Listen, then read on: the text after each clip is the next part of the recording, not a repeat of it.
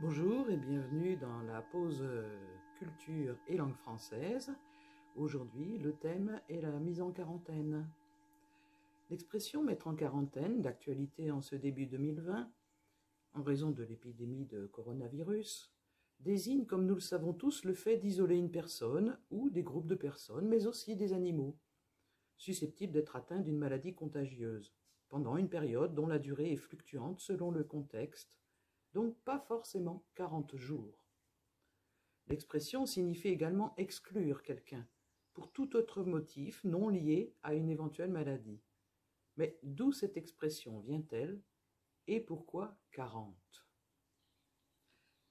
Au XVIIe siècle, il s'agissait d'une période d'isolement imposée à Venise, quarantena, à la suite de l'épidémie de peste de 1630-1631, celle-ci continuant jusqu'à la fin du siècle et provoquant de nombreuses victimes, on s'en doute. Selon certains historiens, cette épidémie serait à l'origine de la chute de la République de Venise, autrefois grande puissance politique et commerciale. Le terme quarantaine, au sens sanitaire, apparaît d'ailleurs en 1625, c'est assez ancien, dans les dictionnaires et traités d'histoire de la médecine. On retrouve souvent le nombre 40 au cours de l'histoire, et il est particulièrement symbolique. En voici quelques exemples. Le déluge dura 40 jours dans la Bible. Jésus-Christ passa 40 jours dans le désert. Concernant directement notre thème, en voici d'autres. La Sainte Quarantaine, 40 jours de carême. La Quarantaine le Roi, instituée par Philippe Auguste, ordonnance renouvelée par Louis IX en 1245, temps de réflexion obligatoire avant de régler un conflit entre deux clans.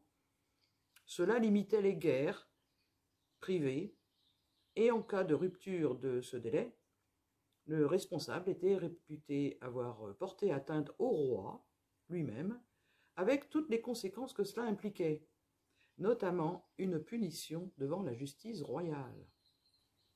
Au siècle suivant, la pratique de mise en quarantaine s'est généralisée au port des mers Adriatique et Méditerranée, puis dans toute l'Europe, chaque fois qu'une épidémie menaçait la population. En 1720, des murs de 100 km gardés par des militaires furent construits dans le sud de la France, doublés de grands fossés, assez efficaces. À Marseille, en 1721, ville portuaire particulièrement exposée aux épidémies, arrivant par les navires, la quarantaine fut cependant mal appliquée lors d'une épidémie de peste, ce qui provoqua la propagation bien au-delà. Lors de quarantaine, lorsque les équipages venus de l'étranger souffraient d'une maladie contagieuse, les bateaux étaient généralement signalés par un drapeau particulier qui interdisait aux autres navires de les approcher. Le pavillon jaune, toujours utilisé en souvenir de ces époques anciennes, pour une demande de libre pratique, droit de pénétrer et d'accoster dans les eaux du pays d'arrivée. Ils ne pouvaient pas accoster dans les ports pendant 40 jours. Les premières quarantaines sont apparues cependant bien avant le XVIIe siècle.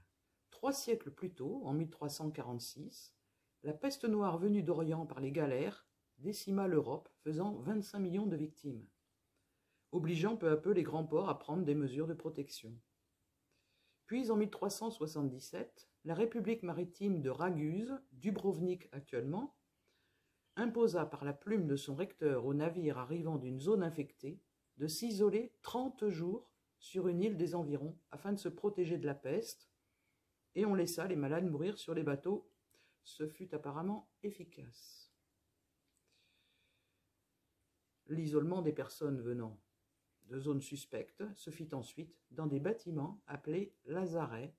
Le premier lazaret connu fut d'ailleurs installé en 1403 à Venise contre les épidémies venant de la mer, puis un autre fut installé à Gênes et le troisième à Marseille en 1526.